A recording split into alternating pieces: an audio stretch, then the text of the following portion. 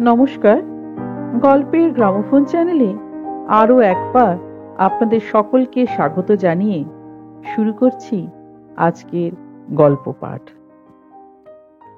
আজ গল্পের গ্রামোফোন চ্যানেলের নিবেদন সুচিত্রা ভট্টাচার্যের লেখা গল্প দুই নারী।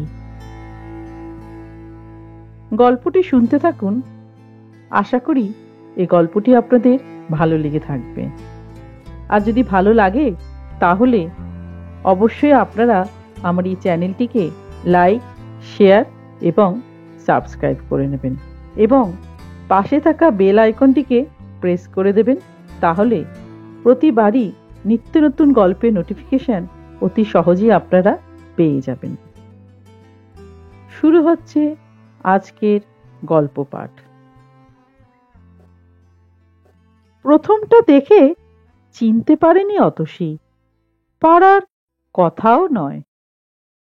20 বছর আগে যে মুখ একবারই দেখেছিল মাত্র, যে মুখের একটাই শুধু ছবি লুকানো আছে তার কাছে, সেই মুখ চিরকালের মতো হৃদয়ে গেঁথে থাকলেও এ মুখের সঙ্গে সে মুখের মিল পাওয়া কঠিন।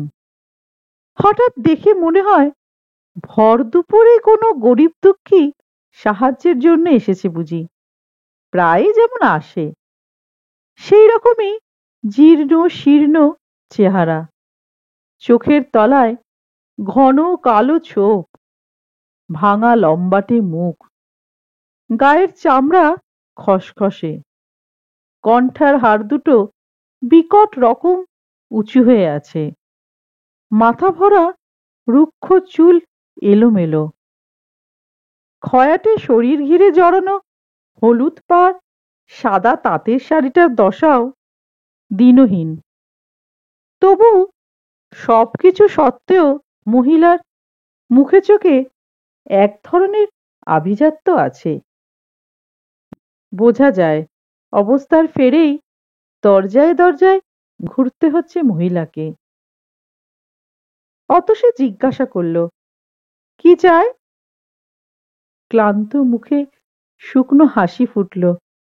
আমাকে চিনতে পারছেন? অতসী থতমত খেল সামান্য। না, মানে ঠিক কে বলুন তো? আমি তন্দ্রা। তন্দ্রা? তন্দ্রা? ছোট্ট এক ফোঁটা নাম, দুটো মাত্র শব্দ, তবু এখনো এতদিন পরও কি তীব্র বিষ তাতে। অতসী নতুন করে সেই বিষ ছোবল খেলো যেন।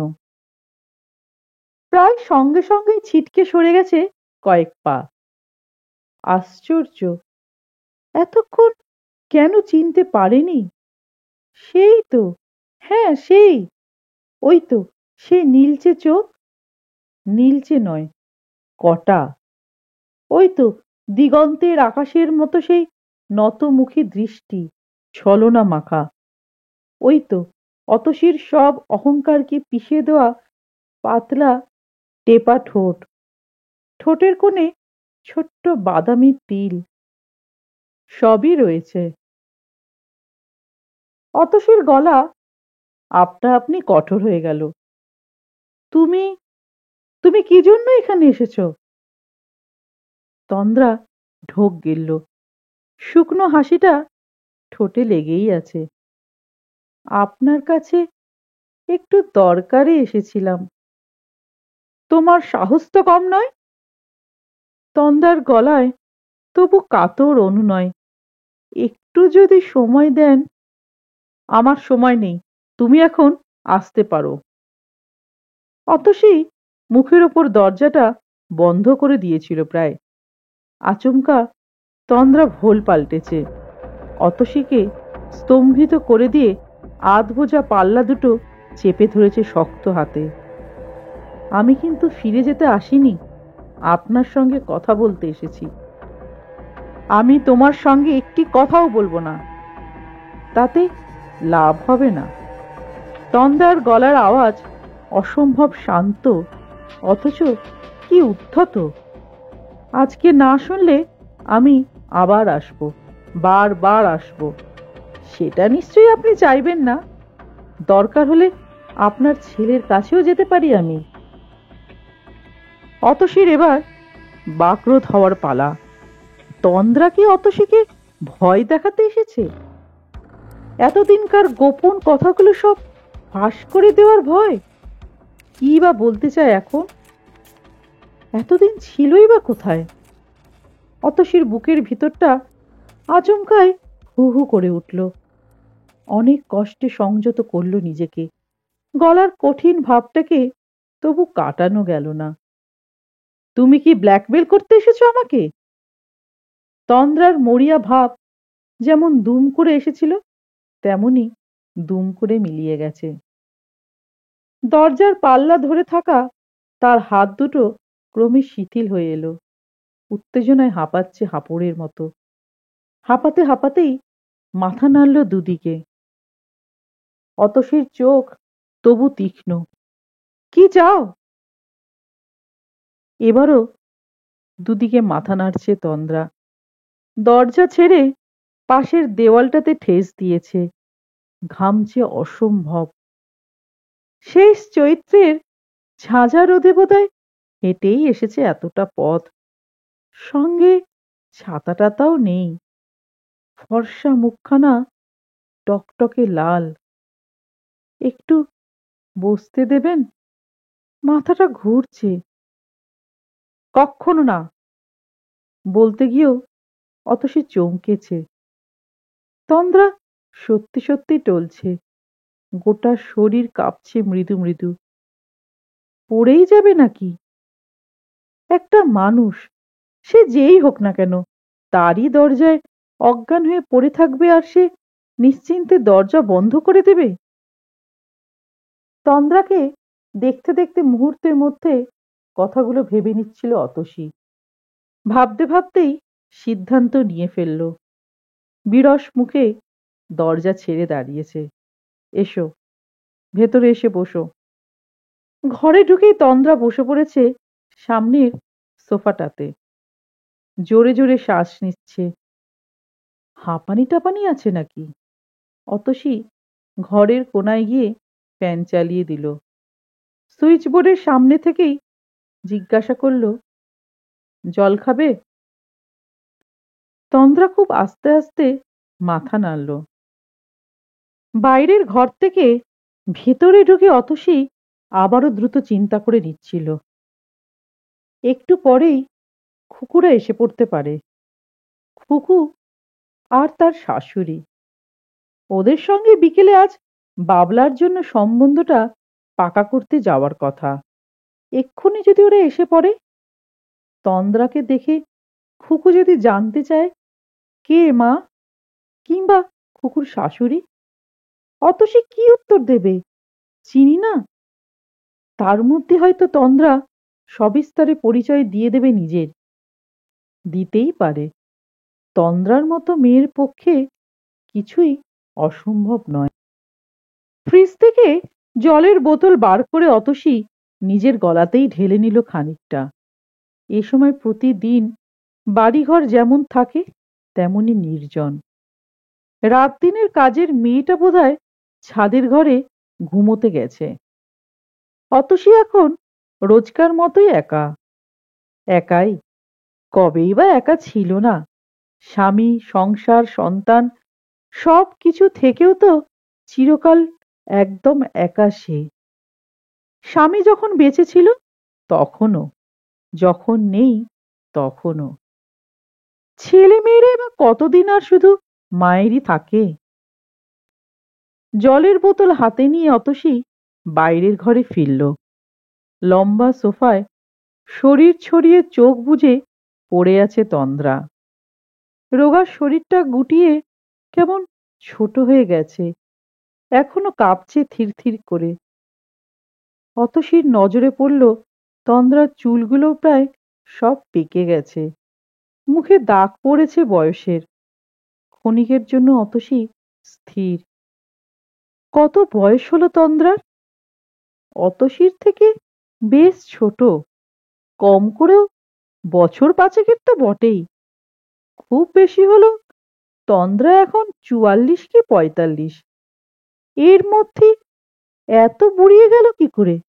কিসের অভাব? টাকা পয়সা, না সঞ্জয়ের? অত সে বুঝতে পারছিল না বলেই আরো রাগ বাড়ছিল তার। সঞ্জয়ের অভাবে কেন হবে? সঞ্জয়ের অভাবে যদি কারুর ক্ষয়ে যাওয়ার কথা থাকে সেটা তো অতসীরই। অথচ অতসী এই 50-এও দিব্যি সুস্থ সবল। তাকে দেখে কেউ বলবে না তার মেয়ের বিয়ে হয়ে গেছে। ছেলের বিয়েও হব। অতসী টেবিলে জলের বোতলটা রেখে আলতো ধাক্কা দিল তন্দ্রাকে। কি হলো তোমার? তন্দ্রা চোখ খুলল না। দাঁত দিয়ে নিচের ঠোঁট সজোরে চেপে ধরে আছে। শুনছো, জল এনেছি। তন্দ্রা তবুও নিশ্চল। অতসীর অস্বস্তি বাড়ছিল। হঠাৎ করে এই আপদ কেন চেপে বসেছে ঘাড়ে? তন্দ্রাকে মোটামুটি ভুলেই গেছিল সে। মোটামুটি কেন, পুরোপুরি। সঞ্জয় যতদিন বেঁচে ছিল সঞ্জয়ের সঙ্গে এই মহিলাও মিশেছিল অতসীর প্রতিটি রক্ত বিন্দুর সঙ্গে। প্রতি মুহূর্তে বিপন্ন করে তুলত অতসীর অস্তিত্বকে। কি তীব্র অপমান আর যন্ত্রণায় যে কেটেছে তখনকার দিনগুলো। সংশয়ের কাঁটা সর্বক্ষণ বুকে বিঁধে থাকতো। এই বুঝি আজও সঞ্জয় ফিরল না রাতে? এই বুঝি ট্যুরে যাওয়ার নাম করে ফুর্তি করতে গেল তন্দ্রাকে নিয়ে? তখনকার প্রতিটি দিনের কথা, প্রতিটি রাতের কথা মৃত্যু রয়ে যাবে অতসীর বুকের গভীরে। শেষের দিকে সঞ্জয় বলতো, এখনো তুমি একটা কথা নিয়ে ঘ্যান ঘ্যান করো কেন বলো তো? তুমি যা চাও আমি তো সব দিয়েছি তোমাকে, গাড়ি বাড়ি স্বাচ্ছন্দ্য আরাম। এখনো আমায় তুমি একটু শান্তিতে থাকতে দেবে না? অতসী ঝাঁঝিয়ে উঠত, এটাকে তুমি ওই একটা কথা বলছো? চাই না আমার গাড়ি বাড়ি, চাই না সুখ আরাম। আমি, আমার সারাটা জীবন, আমার ছেলে মেয়ে সবাইকে ছাড়কার করে দিয়েছো তোমরা, তুমি আর ওই রাক্ষসী। ওফ! সঞ্জয় চিৎকার করে উঠত, কি চাও? কি চাও তুমি? খুলে বলো তো, তুমি কি চাও? আমি এ বাড়ি ছেড়ে চলে যাই সারা জীবনের মতো? অতসীও চেঁচাতো, তাই যাও। দিনের পর দিন এই মানসিক অত্যাচার আমি আর সহ্য করতে পারছি না। অতসী হৃৎপিণ্ড ধক ধক করে উঠল। তাই কি অত তাড়াতাড়ি চলে গেল সঞ্জয়? মাত্র 50-এ পা দিতে না দিতেই? অফিস থেকে কর্মচারীরা সঞ্জয় ঠান্ডা শরীরটাকে বাড়িতে পৌঁছে দিয়েছিল।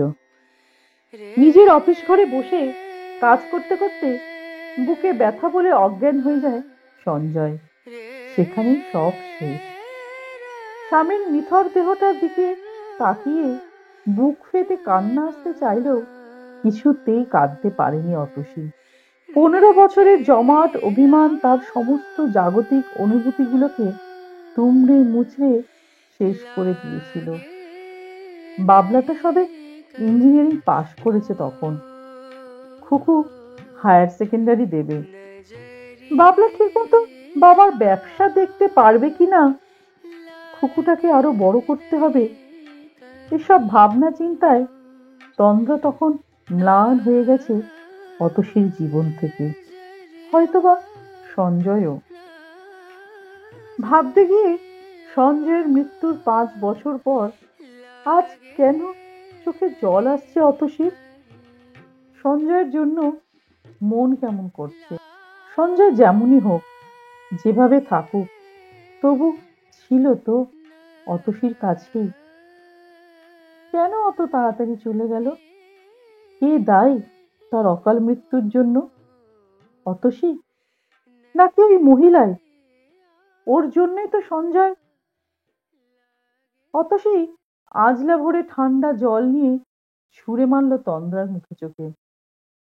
জলের ছোঁয়া পেয়ে তন্দ্রা নড়ে উঠেছে, চোখ মেলল। ঘোলাটে নীল চোখে অতসীর দিকে ফেল ফেল তাকিয়ে রইল কিছুক্ষণ। ধীরে ধীরে চোখে ভাষা আসছে। অতসী জলের বোতল এগিয়ে দিল তার দিকে। মনে মনে বলল, অনেক নাটক হয়েছে, জল খাও, খেয়ে বিদেয় হও। তন্দ্রা উঠে বসে পুরো বোতল জল ঢেলে নিল গলায়। আঁচল তুলে ঘাড় গলা মুছল। নিঃশ্বাসের কষ্ট এখনো অল্প অল্প রয়েছে, বোঝা যায়। অতসীর এক বিন্দুও মায়া এলো না মনে। তীক্ষ্ণ গলায় প্রশ্ন করল, শরীর ঠিক হয়েছে? তন্দ্রা যেন বহু কষ্টে বসতে পারছে। থেমে থেমে দুর্বল স্বরে বলল, শরীরটা একদম ভালো নেই। কথায় কথায় মাথা ঘোরে, বুক ধড়ফড়। ডাক্তার বলেছে শরীরে নাকি রক্ত নেই, বিশ্রী অ্যানিমিয়া। অতসীর একটুও শুনতে ইচ্ছে করছিল না। জলের বোতলটা সামনে থেকে সরিয়ে শোকেসের মাথায় রেখে দিতে দিতে বলল, মিনিট পাঁচেক বিশ্রাম তো হয়ে গেল, আরো দরকার? তন্দ্রা এই চকিত নিষ্ঠুরতায় থমকেছে। মলিন মুখে তাকিয়ে রয়েছে অতসীর দিকে। কি দেখছো? আপনাকে বোধহয় অসুবিধেই ফেললাম। তা ফেলেছ? অতসী স্পষ্ট উত্তর দিল, এক্ষুনি আমার মেয়ে আর মেয়ের শাশুড়ি এসে পড়বে। তুমি যদি এখন চলে যাও। তন্দ্রা ওঠার নামও করল না। নির্জীব চোখ দুটো তার স্থির হয়ে আছে। আপনার কাছে বড় বিপদে পড়ে এসেছিলাম, খুব কষ্টে দিন কাটছে। প্রথম বাক্যটা অতসী উচ্চারণ করেছিল না একদিন। মান অপমান শিকেই তুলে লজ্জার মাথা খেয়ে ওই মহিলার কাছে বাধ্য হয়েছিল ছুটে যেতে। সেদিনও এই রকমই নীলচে চোখ উদাস তন্দ্রার। অতসী বলেছিল, বড় বিপদে পড়ে আমি তোমার কাছে এসেছি। তুমি একমাত্র পারো সঞ্জয়কে আবার আমাদের কাছে ফিরিয়ে দিতে।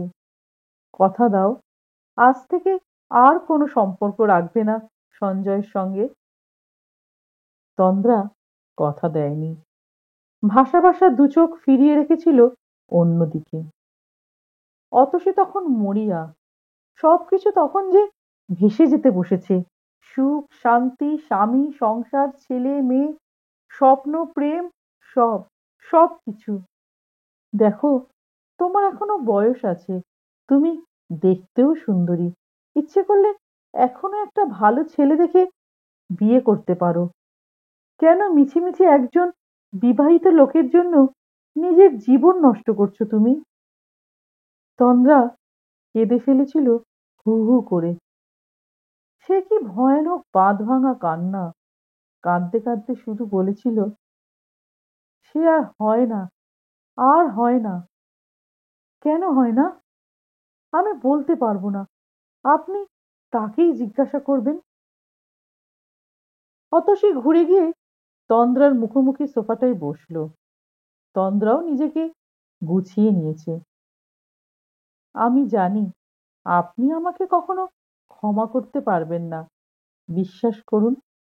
আমি তাকে অনেকবার বুঝিয়েছি।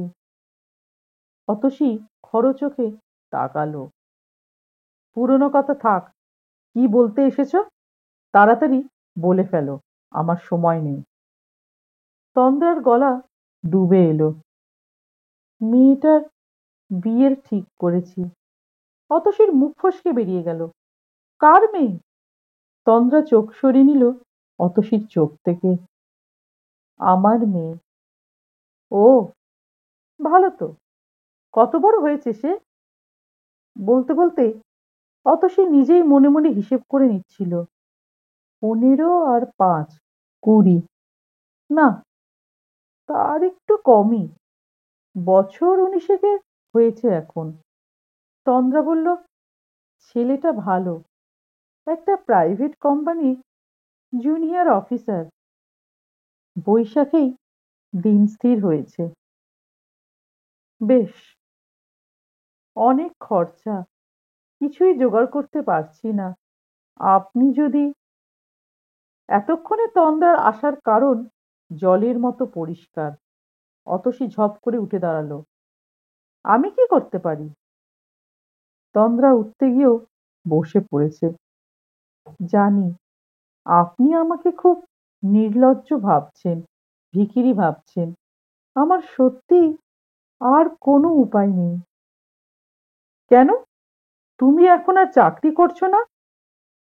না, সে তো কবেই ছেড়ে দিয়েছিলাম, মেয়ে হওয়ার পরপরই। ওই জোর করে ছাড়িয়ে দিয়েছিল। তাই? নাকি নিজেরই তখন সমাজে মুখ দেখাবার উপায় ছিল না? সে আপনি যা খুশি ভাবতে পারেন। তন্দ্রা কপালে হাত রাখল, মুখের ওপর উড়ে আসা চুলগুলোকে সরাচ্ছে। ও অবশ্য যতদিন বেঁচে ছিল আমার কোনো অভাব রাখেনি। তার মধ্যেই তো বেশ গুছিয়ে নিয়েছিলে। অতসীর গলায় শ্লেষ ফুটল। তন্দ্রা গায়ে মাখল না ব্যঙ্গটাকে। বিড়বিড় করে বলছে, তা যদি পারতাম। সে চলে যাওয়ার পর কিভাবে যে কেটেছে 5টা বছর, কি করে বড় করেছি মেয়েটাকে। বারবার তন্দ্রার মুখে সঞ্জয় সম্পর্কে ও সে সর্বনামগুলো সহ্য হচ্ছিল না অতসীর। বিরক্ত মুখে কথা ঘোরাতে চাইল। কত টাকা দরকার? তন্দ্রাও ফিরল কাজের কথায়। হয়তোবা অতসীর প্রশ্নে উৎসাহিত হলো একটু। সে তো অনেক, গয়নাগাটি কিচ্ছুই নেই। অন্তত 1,050 যদি দেন। মুন্নিরও তো তার বাবার সম্পত্তিতে কিছু অধিকার আছে। তন্দ্রার শেষ কথাটা শেল হয়ে বিঁধেছে বুকে। অতসী টান টান হলো। তুমি কি অধিকার ফলাতে এসেছো? কথাটা বলে ফেলে তন্দ্রাও বোধহয় বুঝেছে বলা ঠিক হয়নি। আরো বিনীত ভাব এনেছে গলায়। না, আমি আপনার কাছে এসেছি। আমি যদি না দিই? তন্দ্রা চুপ। অতসীর মনে হলো তন্দ্রা নতুন করে শান দিচ্ছে তার অস্ত্রগুলোতে। আজ যদি অতসী মুখের ওপর না বলে দেয়, কি করতে পারে তন্দ্রা? মামলা করে রক্ষিতার সন্তান সম্পত্তির ভাগ চাইবে? ঢিঢি ফেলে দেবে চারিদিকে? বাবলা খুকু জেনে যাবে তাদের বাবার কীর্তিকলাপের কথা। অতসী ভিতরে ভিতরে শিউরে উঠছিল। গোপন লজ্জা চিরকাল নিজের কাছেও লুকিয়ে রাখার চেষ্টা করেছে সে। 15 বছর ধরে যা কিছু কান্না, যত রাগারাগি, মান অভিমান সবই ছিল শুধু সঞ্জয়ের সঙ্গে। বাইরের কেউ যদি কোথাও থেকে জেনে থাকে তো জেনেছে। অতসী কারুর কাছেই নালিশ নিয়ে ছোটেনি, আত্মীয় স্বজনের কাছে যায়নি, বন্ধু বান্ধবদের কাছেও না। বাবলা খুকুকে পর্যন্ত জানতে দেয়নি কিছুই। ওরা শুধু সর্বসময় বাবা মার ঝগড়াঝাটি দেখেছে, ঝগড়ার কারণ জানেনি। অতসীও চায়নি বাবলা খুকু কখনো অশ্রদ্ধার চোখে দেখুক তাদের বাবাকে। আজ যদি তন্দ্রা অবশ্য সে ধরনের প্রসঙ্গ আনলো না। হয়তো দাবি জানানোর মতো তেমন জুত পাচ্ছে না শরীরে।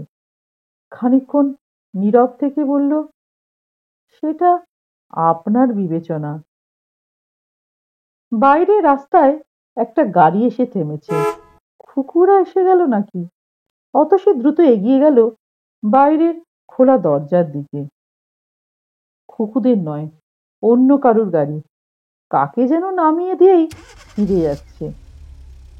ধুধু রোদ্দুরে গাড়িটা মিলিয়ে যাওয়ার পরও অতসী তাকিয়ে রইল প্রখর রোদের দিকে। সূর্যের প্রচণ্ড উত্তাপে চৈত্রের দুপুর বড় তপ্ত এখন। এ সময় যখন তখন কালবৈশাখী আসে। হঠাৎ হঠাৎ অন্ধকার হয়ে যায় 10 দিক। ঝড় এসে ওলট পালট করে দেয় পৃথিবীটাকে। অতসী অস্থির পায়ে ফিরল তন্দ্রার কাছে। তোমাকে একটা কথা জিজ্ঞেস করব? বলুন।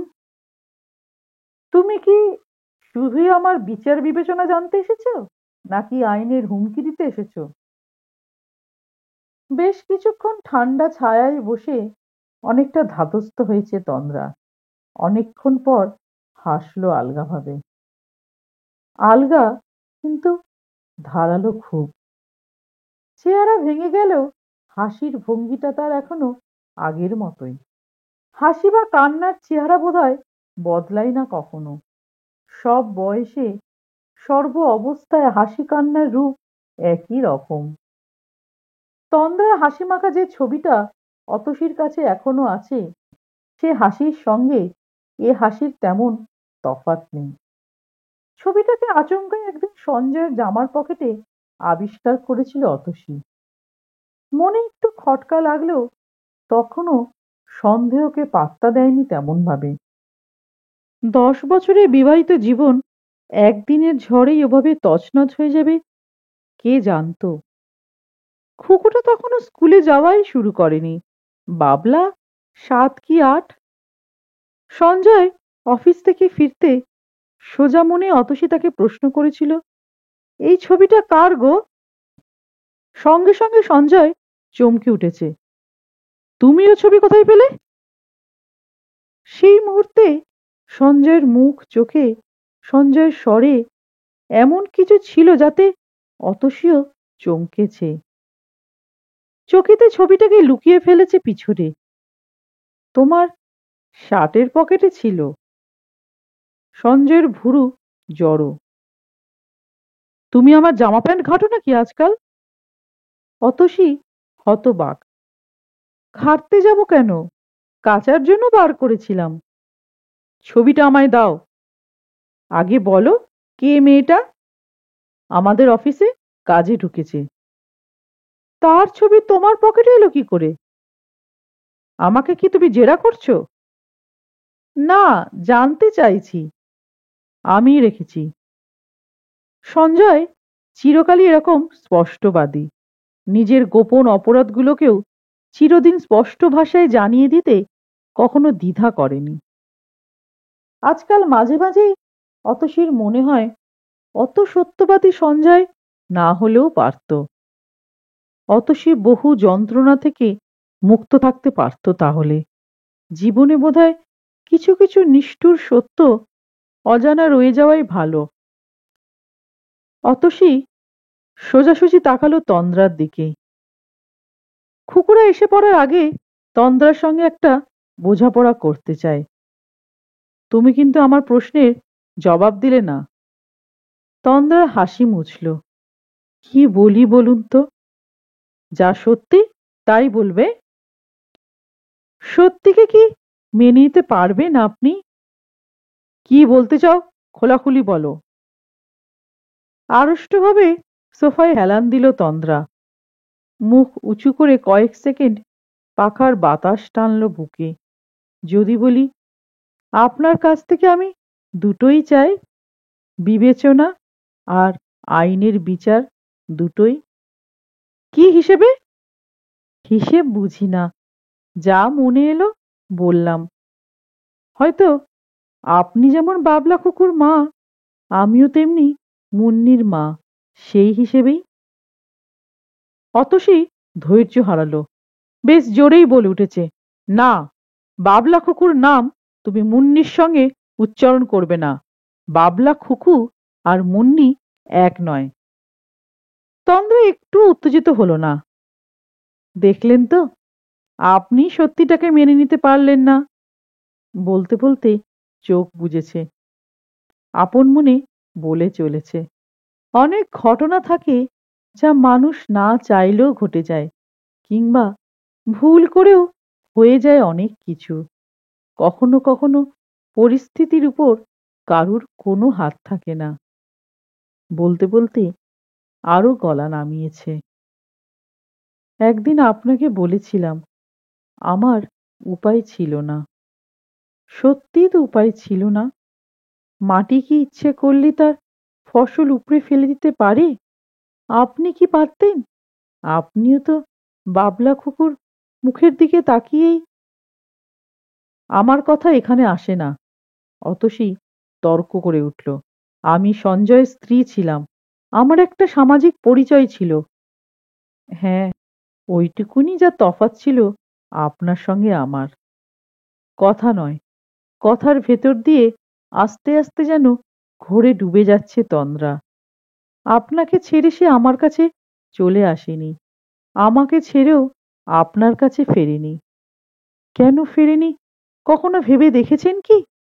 কেন আপনার পাশে শুয়েও সে আমার কথা ভেবেছে? আমাকে ছেড়ে চলে গেছে আপনার বিছানায়। অতসী থমকেছে এতক্ষণ। এ কি হেয়ালি তন্দ্রার! তন্দ্রা থামছে না, যেন নিজের কাছেই প্রশ্ন করে নিজেই উত্তর দিয়ে চলেছে। কারণ তার চোখে আমি আপনি সমান ছিলাম।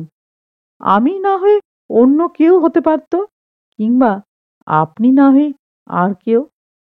একটুখানি সামাজিক চিহ্ন ছাড়া আপনার আমার আলাদা পরিচয় আছে কি? তন্দ্রার কথাগুলো ভেসে যাচ্ছে, ভাসতে ভাসতে ছড়িয়ে গেল গোটা ঘরে। আপনি না হয়ে অন্য কেউ তো হতে পারত, আপনি না হয়ে অন্য কেউ তো হতে পারত, আমি না হয়ে আর কেউ। ঠিক, ঠিকই তো। অত সে নিজেও জানে না কখন অন্যমনস্কভাবে সোফা ছেড়ে উঠে দাঁড়িয়েছে সে, কখন চলে গেছে খোলা জানলার ধারে। অতসী কে ছিল সঞ্জয়ের? তন্দ্রাই বা কে? এক অর্থে দুজনেই তো পৃথক পৃথক দুটো বরগাছা মাত্র। সঞ্জয়েরই অর্থে লালিত, সঞ্জয়েরই তৃষ্ণায় জারিত। অতসী জানলায় দাঁড়িয়ে ফিসফিস করে উঠল, আর বলো না, আর বলো না, এবার থামো। বলতে বলতে মুখ ঘুরিয়েছে। চড়া রোদ্দুর থেকে অন্ধকারে তাকাতেই সব ঝাপসা। অতসীর নিজের হাতে সাজানো ঘর সংসার, আসবাবপত্র, সব সব কিছু ঝাপসা আঁধারে শুধু দেখা যাচ্ছে তন্দ্রার মুখ। তন্দ্রার মুখ, না ওটা অতসীরই মুখ? অতসী বুঝতে পারছিল না। পায়ে পায়ে আবারও কখন ফিরে এসেছে তন্দ্রার কাছে, তন্দ্রার হাতে হাত রেখেছে। আমার খুব কষ্ট হয় জানো, আমারও। আমার মাঝে মাঝে বড় কাঁদতে ইচ্ছে করে, আমারও। বলতে বলতে কাঁদছে দুজনে, বুক ভাঙা কান্না। 5 বছর পর এই প্রথম, সঞ্জয়ের মৃত্যুর পর এই প্রথম। এভাবেই দুই নারী অন্দরের ছায়ায় বসে কাঁদছিল সঙ্গোপনে। কখন খুকু আর খুকুর শাশুড়ি এসে দাঁড়িয়েছে খোলা দরজায় কেউই খেয়াল করেনি। কখন যে দুপুর গড়িয়ে গেছে তাও খেয়াল করেনি কেউই। বেলার মনে বেলা ফুরিয়ে যাচ্ছিল তাদের। গল্পটি এখানেই শেষ হলো। খুব শিগগিরই হাজির হব আমি আমার পরবর্তী আরেকটি গল্প নিয়ে। ততদিনে সকলে সুস্থ থাকবেন, ভালো থাকবেন। নমস্কার।